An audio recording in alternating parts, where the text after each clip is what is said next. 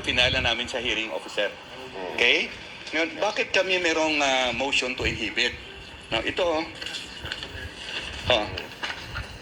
ito, Sir, pakitaas ko. ito, sige. Dahil lang di ko maano. Okay, ito, sige. Kasi, ang korte, NTC. Ang complainant, NTC rin.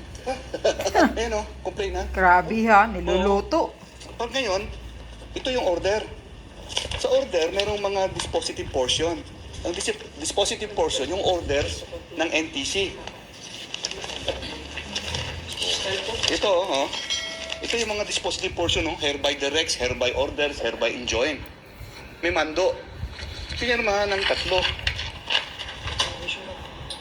Ano naman, may justisya ba kami dito? Yun nga eh. Di ba?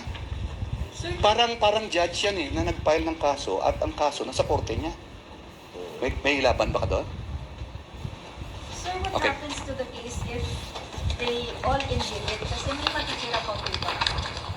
Kung gano'n, pwedeng i-refer to sa Department of Justice. So, mag-assign yung DOJ ng bagong mag-decide about this case. Kasi ang nangyayari kasi dito, ang NTC, sila ang judge, sila ang piskal, so sila din ang complainant. So, yun ang nangyayari. So, due process dictates a cold neutrality of an impartial judge and must appear to be impartial.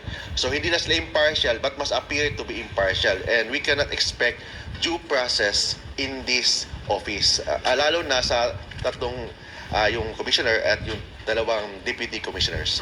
In short, we cannot expect justice from the NTC in this case. Sir,